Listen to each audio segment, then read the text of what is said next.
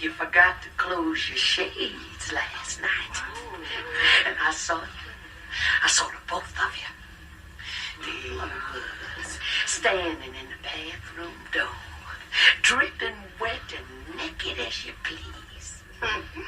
Calling to the other and to put down her book and come over and bring you a clean towel. She got standing in that bathroom door with your naked behind. I saw you. Listen, we are back. Make sure you like this video as you are coming in. Make sure you like it. Thank you. What is up, y'all? It's your girl, Brand New. And honey, I am back in the building. Listen, how you doing? How your baby daddy doing? How your baby mama doing? How them badass children doing? What's up, gal? You going to work, gal? Okay, you playing hooky from work, girl? Okay, you avoiding that nigga you been creeping with. Listen, I get it. I do. You don't want to buy them badass kids nothing for Christmas. I get it. Okay, so one of you all made a comment that was interesting. But we know this applies. Okay, we know it applies to Yolanda, honey. Okay, and I told y'all Yolanda ain't going nowhere. Okay, we was trying to, celebrate. Okay, celebrate. We was trying to celebrate, but she ain't gone yet. It'll never be over. Can't stop, won't stop. Okay, I thought I told you that we won't stop. Okay, listen. Okay, but one of y'all said that after, listening to my Destiny Swap video of Diddy and how he Destiny swapped with Tupac and Biggie, hell, even Misa, honey, his baby mama. These niggas will do it to their own baby mama, honey. Make it make sense. But yeah, Yolanda was trying to Destiny swap with Melody. Definitely. Absolutely. He'll hoot ball. And her little get his own style. So how did Yolanda try to Destiny swap with Melody? Well, number one, by trying to get into her circle. She kept trying to infiltrate herself into Melody's circle. And when Melody rejected her, she went to the makeup artist. She went to other people that work with Melody. I mean, the thirst was very real, okay? Remember also, she was trying to eat at the same restaurant as Melody, okay? And hell, I believe you can't put it past Yolanda to probably try to eat off the same fork as Melody. I mean, I'm just saying, listen, normally these people, they're a little nasty, okay? They're a little desperate, okay? I'll never forget that shit at work. I was eating, I was getting ready to eat something, and I was like, damn, I ain't got no damn fork. Do you know this bitch at work was eating her food with a fork, took it right out her mouth and said, here, you could use this. Bitch, I ain't eating off your nasty ass. Okay, just nasty. Everybody bust out laughing, and she was dead serious. Like, bitch, come get the fork. I ain't eating up. I ain't that damn desperate. Shit, I'll scoop this shit up with my nails. Okay, listen. Okay, and what other ways did Yolanda try to Destiny swap with Melody? Making friends with her enemies, interviewing Ariane and posting the conversations. Wasn't she trying to get an interview with Martell? I believe so. Constantly dragging and talking about Miss Van and trying to put her in lowest terms, always talking about her weight. These Destiny swappers will come after you and, just try to put out false rumors. You've had surgery. Remember, Yolanda was over there calling Melody fix-a-flat, that type of stuff, like teasing you, like being really nasty to you. But what's very interesting, this is the same person, honey, that was on their Brandy, honey. I want to be down with you. Okay, she wanted to be down with Melody. But then when Melody said no, when Melody said the door is closed, we ain't letting in none of these hoes. Okay, when Melody put a big foot down, Yolanda didn't like that. Yolanda got crazy, and that's how these destiny swappers are. They get upset. They in their feelings. They don't understand, like, why you telling them no? Like, you should always say yes. Okay? So, it's a mess. Oh, also, Yolanda put out there that Ariane was a better lover to Martell than Melody. Remember that whole thing? At first, Yolanda was on Melody's side with the whole cheating thing. That's another thing I told y'all. They will be on your side one minute and going against your ex or whoever tried to, disrespect you. And then as soon as you tell them no, they're all of a sudden on that person's side and seeing it their way. And yeah, she just jealous that, Martell fell in love with Ariane and went as far as to put Ariane's picture, swap that Melody's picture out for Ariane's. Remember when, she would review Love and Marriage Huntsville. So that type of stuff. So yeah, destiny swapping, you guys. Okay, it is real, very real. Also, what a destiny swapper will do is they will infiltrate themselves into your job. And in Melody's case, this person was leaking out, and revealing like scenes and, before the show aired. So really like compromising her at work. Okay. And then tried to sue Melody for the shit that she was doing to her. Like, make it make sense. I told y'all they will get revenge on you for some shit that they did to you, and they have no conscience about it. They have no remorse. They don't feel bad. Okay. And they will do it again. Okay. These people also will drag the people that are your biggest supporters. Y'all know that Queen Sheba, rides hard for Melody, and Yolanda never liked that. So what did Yolanda do? Drag, Queen Sheba, put all her business out there. Child, it's a mess. They would also like have you competing with another person. I remember the person I was dealing with, they would always say, well, this person does this so much better than you. And bitch, shut up. You can't even do what I do. But that whole thing that Yolanda does, putting Stormy up against Melody, saying Stormy is the better businesswoman. Stormy was already a millionaire before she got on Love and Marriage Huntsville. That whole thing, Stormy's products are so much better because Stormy, opened the door. Whereas Melody said, honey, not today, and tomorrow don't look good either, honey. I don't want this heathen, this demon in my circle. Okay. So yeah, I don't know, it's giving destiny swapper. Okay, Elysian. But let's shake a bone and get the hell on. Let's get to Miss Married to Medicine, child. Let's get to Miss Married to Medicine. Married to Medicine, honey, was off the hook, off the his naive. Okay? Shout out to Scrappy. Oh, really quickly before we get to Married to Medicine, let's talk about Russell Simmons and Kimora Lee Simmons, honey. They is going back and forth and back. More like Russell trying to get some type of clout, looking for attention. Then you dog them girls. I believe something had came out. He had dogged Kimora and his daughters.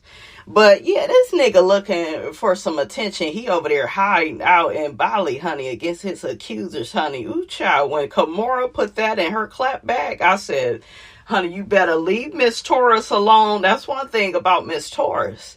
Okay? Taurus, honey, will get your ass together. Okay? And make you stop dead in your tracks, honey. Okay, those people are very headstrong. You're not getting around the Taurus. So Russell says, I gave you $50,000 a month for 20 years. And I was your best family friend. Like, nigga, let her. Like, that's like a motherfucker telling you they were your best friend. It's like, I will be the decider of that. Because you probably wasn't a good friend like that. Like, girl, stop it. So, I'm the godfather of your 3 kids. Well, why you hiding out, nigga? I need help, nigga. Send the checks. That's just like these niggas to disappear, go MIA, and then, yeah, but I'm the father of your God. And don't nobody give a damn, honey. until one day you stole my stock. I have been fighting for my kids' love. I love how these niggas just blame the mother for their relationship with their children. They didn't up and abandon the children, honey. And then they want to say, yeah, your mama just wouldn't let me see you. Nigga, if you want to see your child, you would see your child. You would go to court. You would do whatever you had to do. Kamora's girls are grown. So what is this nigga talking about? They just don't want to have nothing to do with your ass. You was stressing them the hell out. Shout out to Candy Burris. Okay, before they get the blowing up on your ass, the one girl broke out in tears. Russell, I'll never forget it.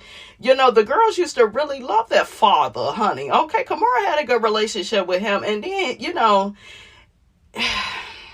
it just got nasty. It got ghetto. It got rude. It got embarrassing. All these cases coming out with Russell and, you know, him being a predator from back in the day. It all caught up with him. And I think that ruined, you know, his relationship with Kimora and the girls. He became a different monster.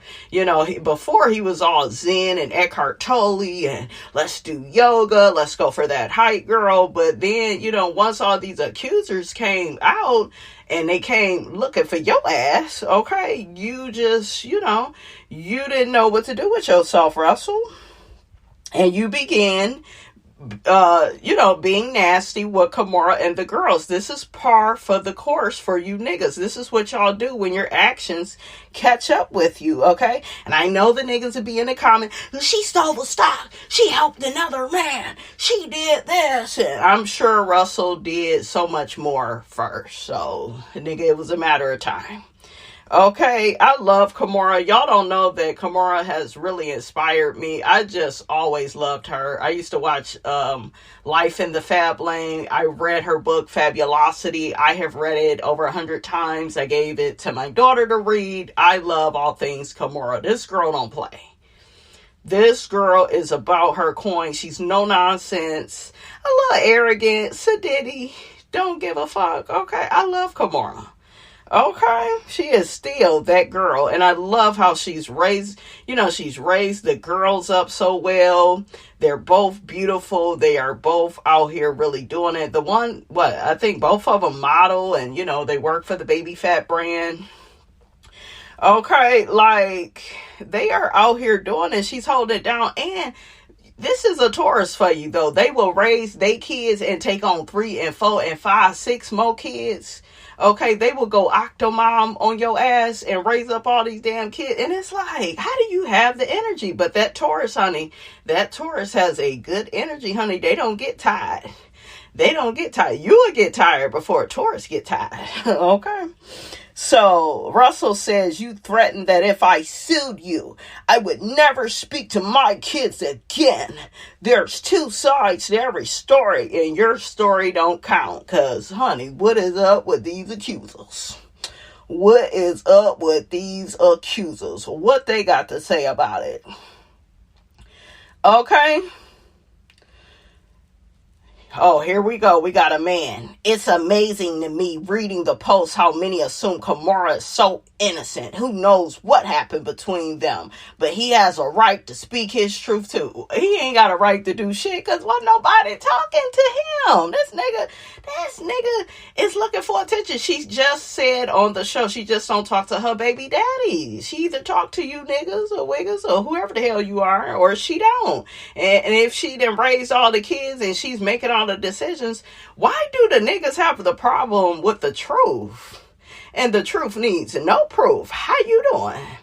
Okay, they don't like that shit gets done with or without them, because a lot of them want to sabotage you, leave you broke, stranded in a burning house. Okay, they don't like when a bitch be holding shit down, but that is just what it is, and that is what Kimora is giving. Get over it, nigga. So a woman says, isn't he hiding out in another country? That part. Okay. Another person But isn't he outside the country because he's avoiding going to prison, laughing my butt off? Ming and Aoki are adults. And so now if they want to talk to him, they would, but they obviously don't because their father ain't about shit. Look, their words, not mine. Okay. But Russell ain't about shit. He doing the typical nigga shit that these people do. And honey, I am tired of it. I am sick of you niggas. Okay, I am sick of you niggas, just like Simone. Let's get to Married to Medicine, honey. Married to Medicine. Shout out to Heavenly for restraining herself, because Heavenly could have popped off.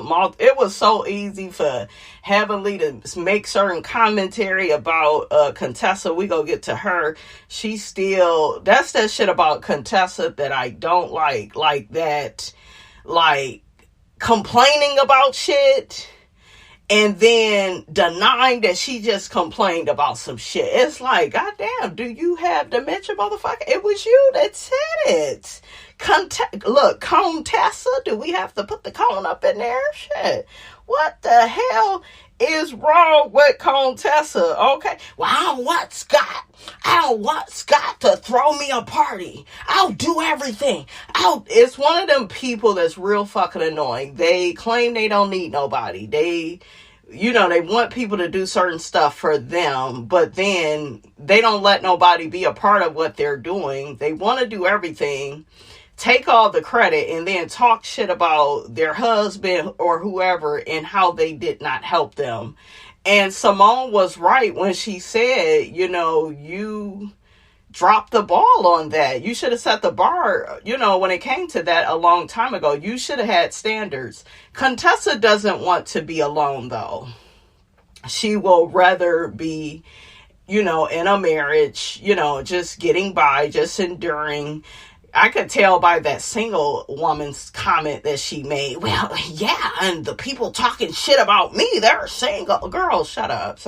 Some women is single and thriving, and they don't want to be in a burning house with one of these niggas. Listen, that's what it is. Okay, how you gonna be mad at the single girl? She just really told on herself. I'm still happy she's back, but it's just like, Contessa, we still having the same fucking issue with you. And she did a good job with some of y'all. Some of y'all just thought it was fucking Heavenly and Heavenly talked too much. No, Contessa is crazy.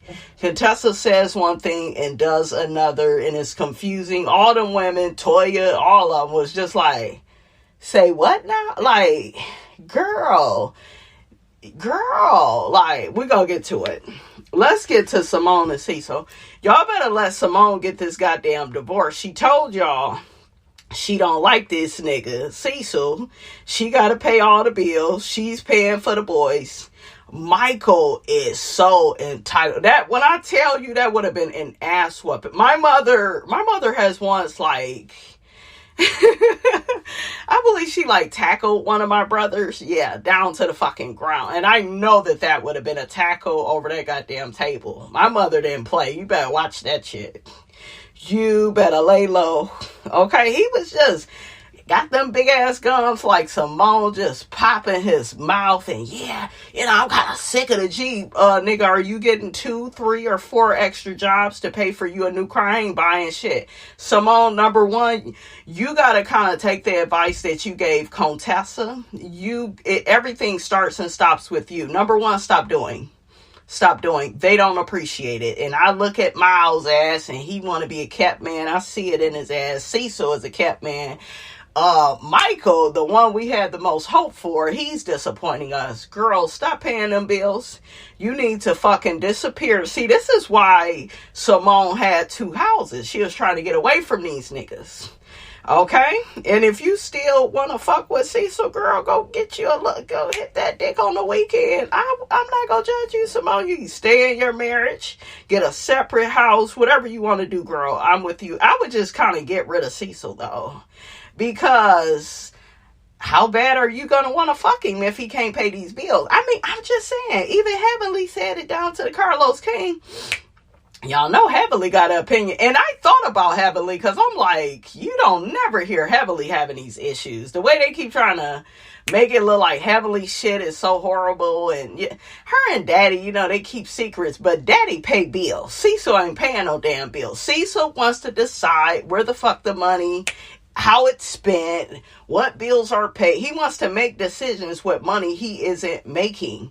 Well, he's on the show, and I'm sure she, you know, breaking off a little one too, but Simone is the face of the show. Like, one of the faces, you know, and she has her medical practice.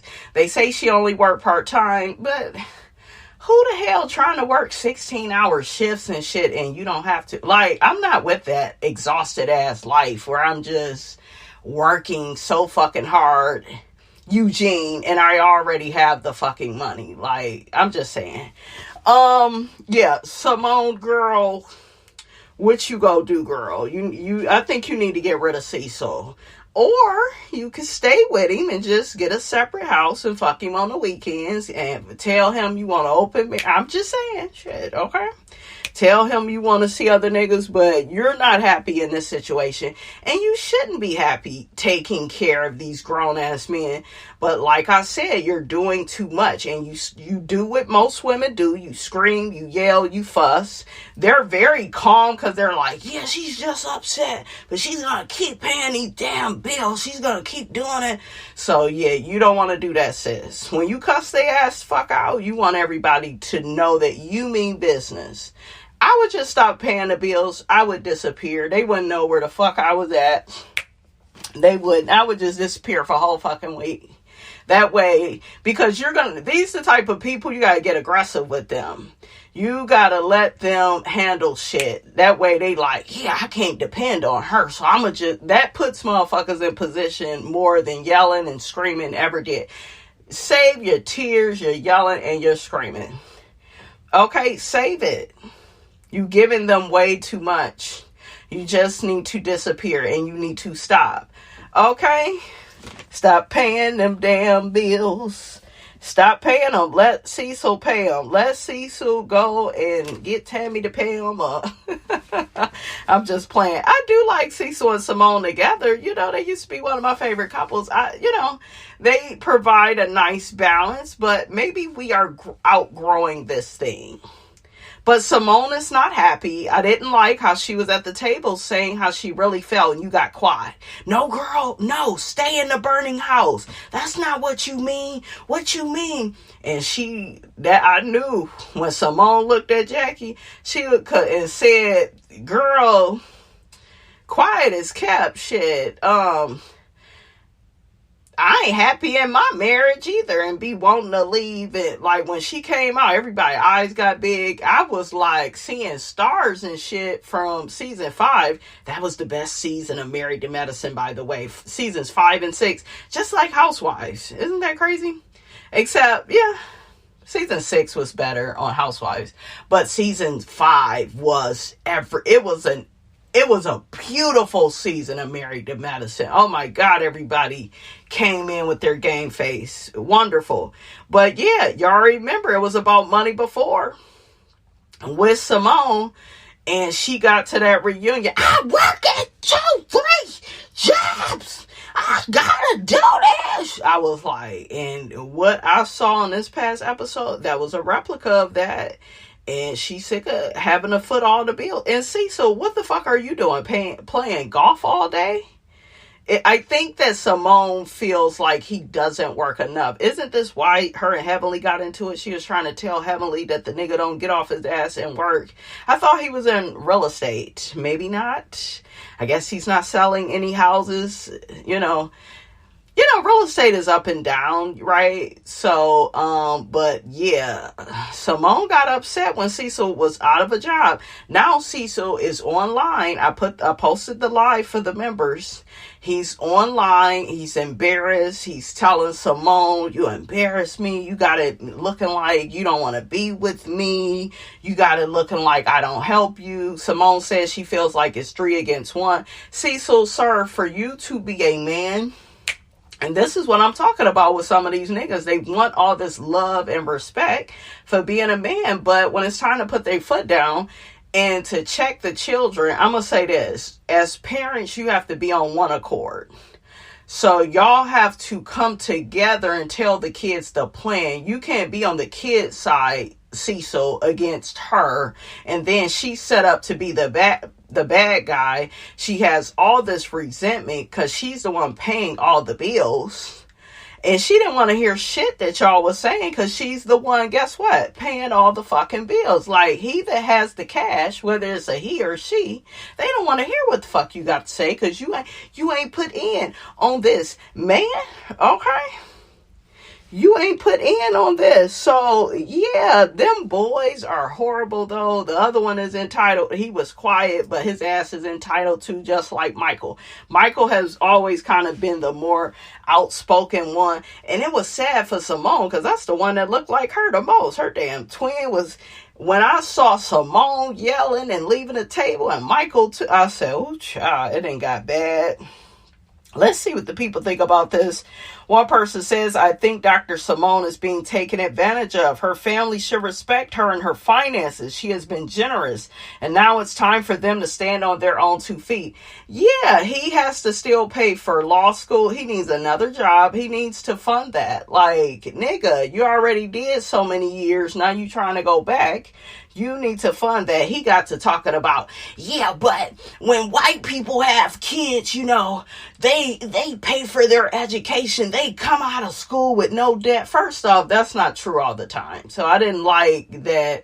I saw what he was trying to say, but it was just overly generalized and diluted, because that's not the case all the time. Sometimes these people pay for their children education and the children don't even go in that direction. They didn't, you know, the parents then funded stuff and they didn't even like use the money for the right reasons. Now the parents a lot of times end up in debt, or you know what I'm saying, resenting their children because the children still don't turn out to be worth shit. I mean, I'm just saying, listen. Oh, another person says she's put them through college, got them a house. Yeah, even paying, see, you're too good to them. Even paying for their house, paying for their car. Simone talked about retirement. Sis, you need to fucking retire. You need to get rid of this people pleaser thing you doing and stop acting like you owe these niggas so much. You done did all you could do. And it's okay in any relationship to feel like that. Like, this must come to an end. It doesn't mean you don't love your children. You don't love your husband. You're putting up boundaries, you know? And you have to do that. We have to normalize that, you guys. And I think Simone feels bad. I feel bad for her, even though she gets on my damn nerves. Her and all them teefuses, honey.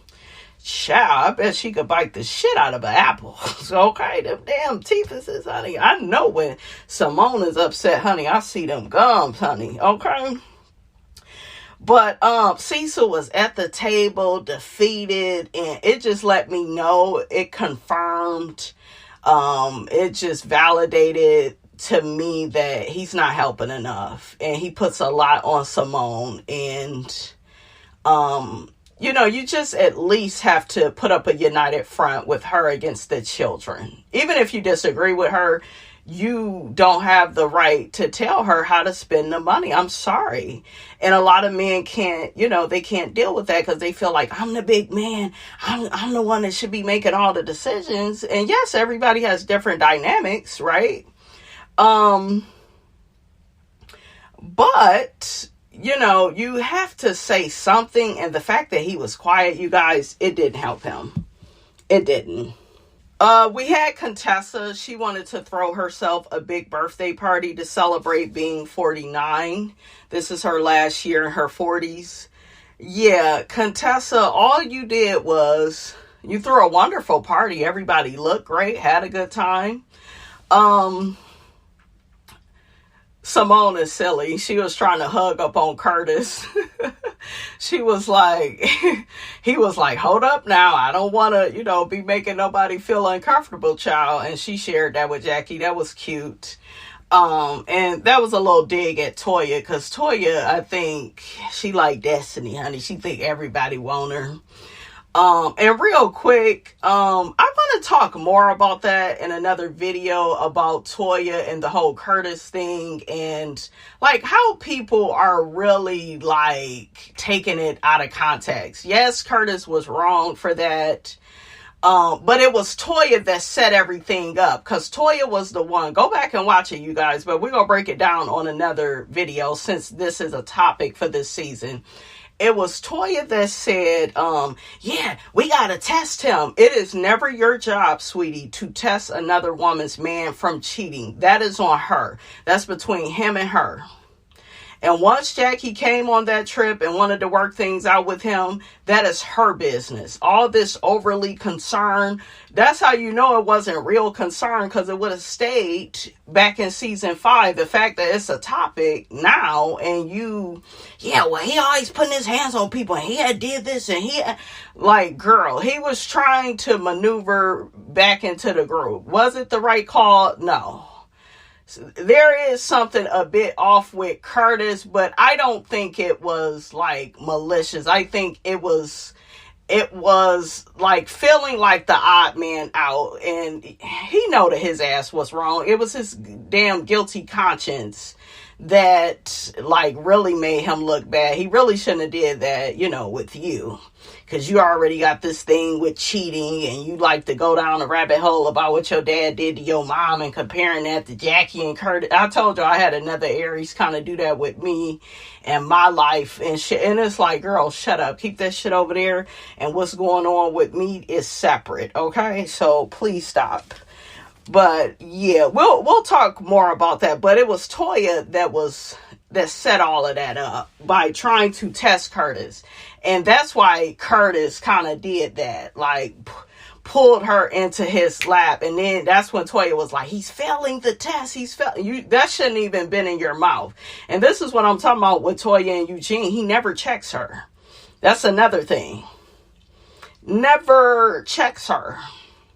And it look like they're going to be into it again. And I told y'all that marriage ain't as perfect as Toya tried to make it seem. She tries to do that. She does not share what be really going on with her and Eugene. But she's always, quiet, you don't share. I ain't doing nothing. I put my marriage out. Girl, shut up. So the truth is, look, we'll set you free. Okay? And we gonna see on the next episode. But Contessa, girl, it's just like, you are annoying. You doing that same ass shit. I didn't like how she got nasty with Brandy. If this is a dinner, because Brandy's husband paid for dinner for everybody.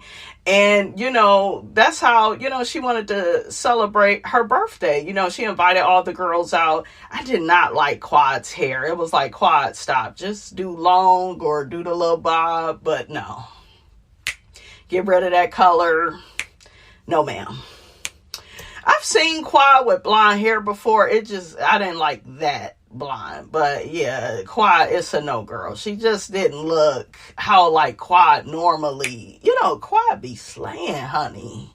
Okay? And I don't like when my girl don't slay. So everybody else, for the most part, they look nice. Oh, shout out to Jackie that handed Toya's ass to her. She was like, yeah, this bitch act like, because I ain't got on Prada, Gucci, Louis, because I ain't got on these name brands. I ain't doing nothing. And it just really lets you know the dynamics of Jackie and Toya's relationship, that Jackie don't see it for Toya. She feels like she's a bimbo. And she is very on the surface. Toya just care about optics, how things look. She's not, and Jackie does, that goes against Jackie's principalities, honey. Like, Jackie is a hard worker. Jackie feels like she's a good teammate in a marriage. I don't think she looks at Toya like that, because she was looking at her. It was like, girl, if looks could kill, okay, Toya, you would have been dead. Because Jackie was like, bitch, I don't need to, where am I going? I don't need to be dressed up. Dr. Damon, why Dr. Damon can't dress up for a damn, my nigga, you got my birthday. I know it's a clown up in there.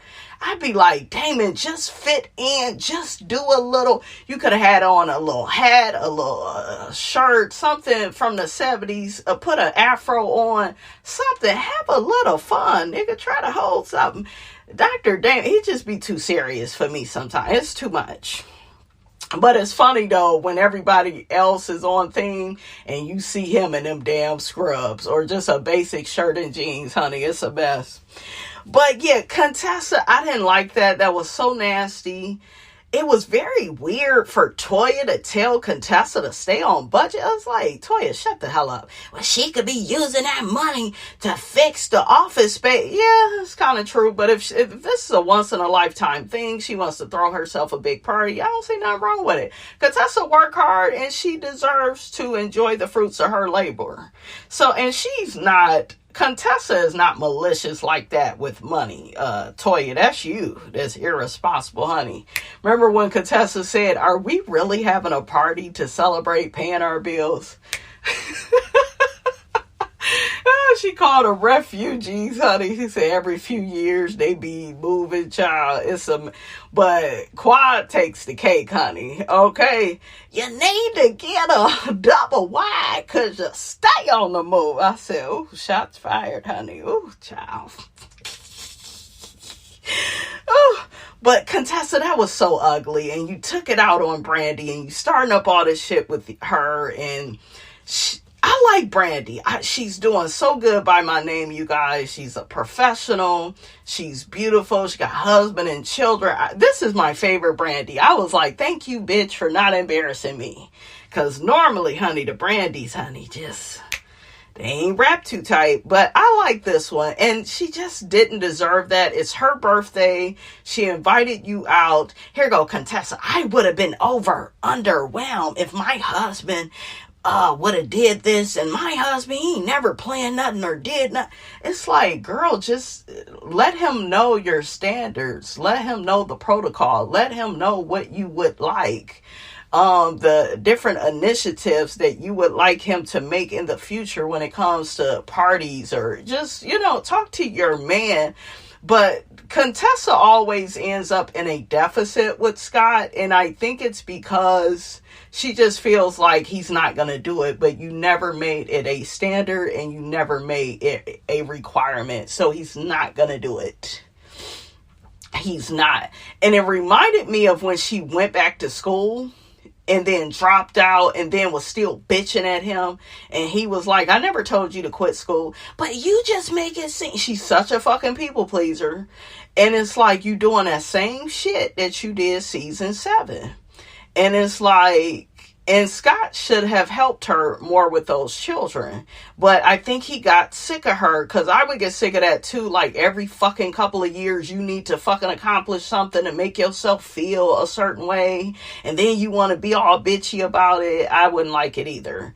But, and then she was, he should be driving to see me with the children. I do admit he should have helped with her more, but Contessa can be, just too much to deal with. It's one of those people where you can never please them and they want to complain for the sake of complaining.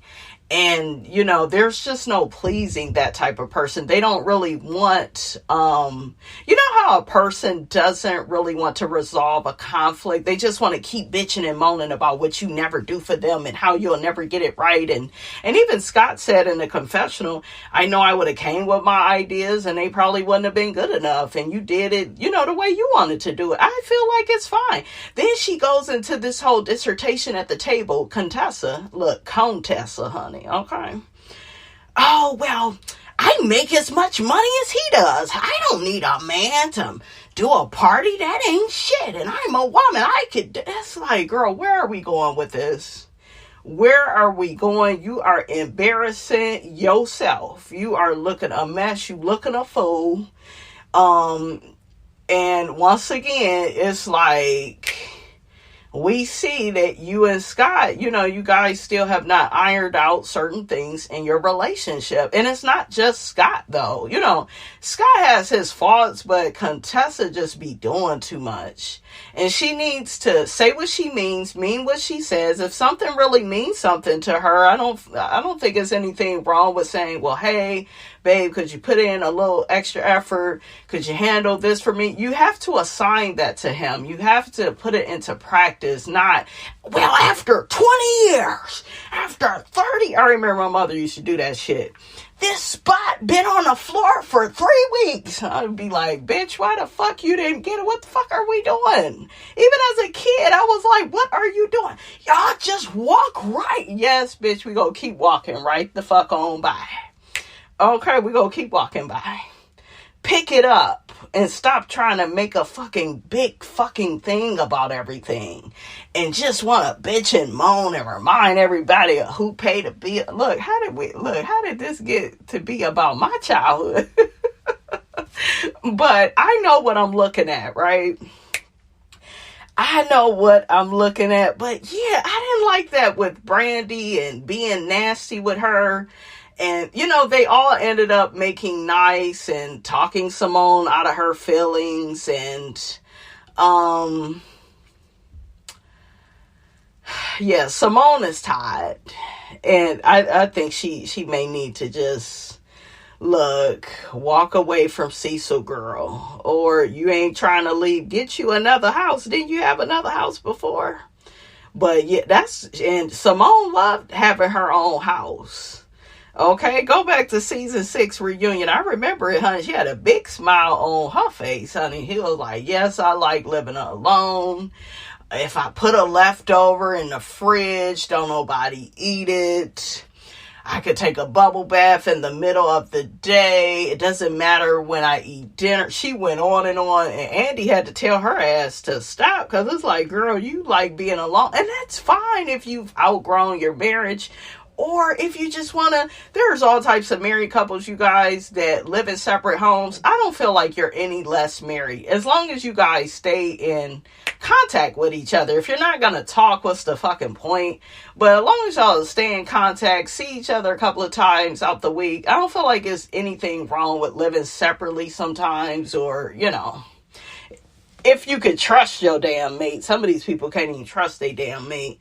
But some people are traditional and feel like, oh, well, and I think that's why marriages don't last, because people are too focused on tradition instead of giving the marriage the right ingredients that it needs to succeed. Because everybody can't have a cookie cutter marriage. You have to really define what you want to experience with your partner, and it's all about being on that same level, being on the same page, hell, in the same book, right? But yeah, honey, that was Married to Medicine. Child, it got crazy, honey. Okay, it was a mess.